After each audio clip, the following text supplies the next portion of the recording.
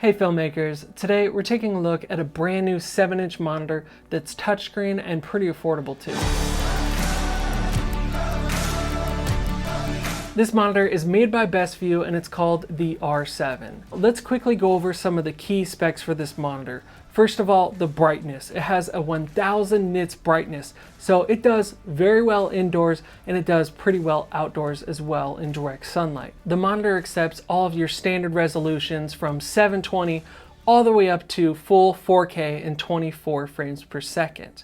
Now the resolution of it is HD. It's 1920 by 1200 and it's pretty sharp. I've actually been very impressed with the sharpness of the monitor. It has two full-size HDMI in and out ports, which is nice if you want to loop out to like an Atomos recorder or a wireless transmitter. On the back, it has a mount for a standard Sony NPF battery. It has a few different mounting options. You've got a 1/4-20 on the side here, and it also has a standard 1/4-20 on the bottom. It has a USB port on the bottom and actually comes with a USB stick so you can do firmware updates and load LUTs. It also has a standard headphone jack, so if you need to monitor your audio and you're using a camera like the Sony a6500, which doesn't have an output, this is definitely nice to have. All right, moving on to the most important part that you're all here for, the actual display itself and its touchscreen capabilities. So first off, you can actually turn off the touchscreen just by clicking the power button on the top, and that'll turn it off, which is kind of nice because sometimes you don't want to accidentally get into the menus and mess anything up. But when you need it back on, just tap the power button again real quick and it immediately turns back on. To get into the menu system, you simply swipe from left to right, and you can really do that anywhere on the screen. Now this pops up a whole bunch of options, and I'm not going to go through all of them in this video. There's already a couple videos out there that do, but I'm going to go through some of the key factors that are pretty important.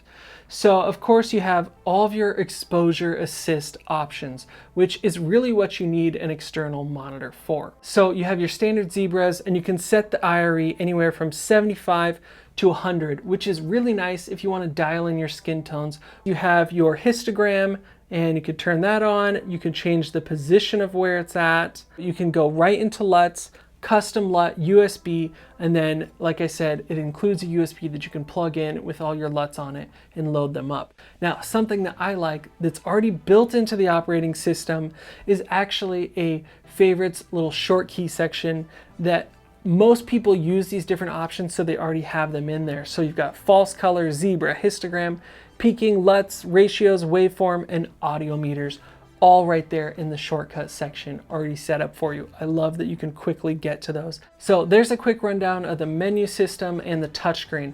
Now I found that the touchscreen itself is actually pretty responsive.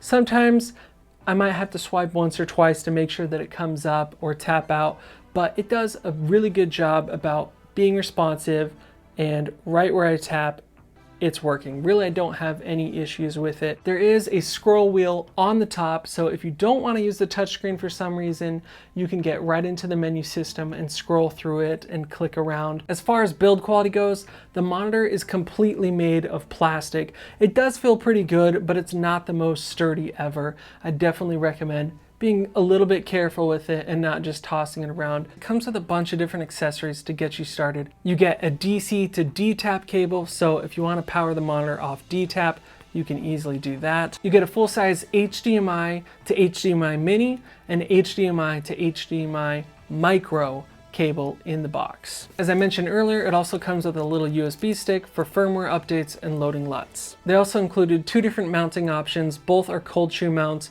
with a 1/4-20 on top.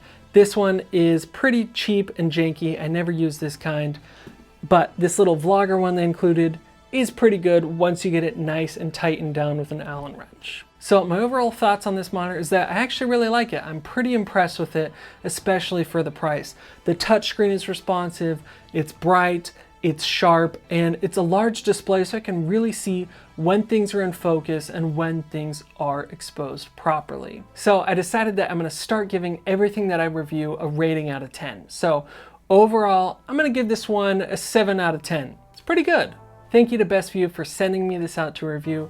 They did not pay me to say any of this. Now, if you want to learn how to light and shoot better videos, hit subscribe right now. I have a ton more videos coming out on shooting, editing, everything like that. All right, I'll see you in the next video.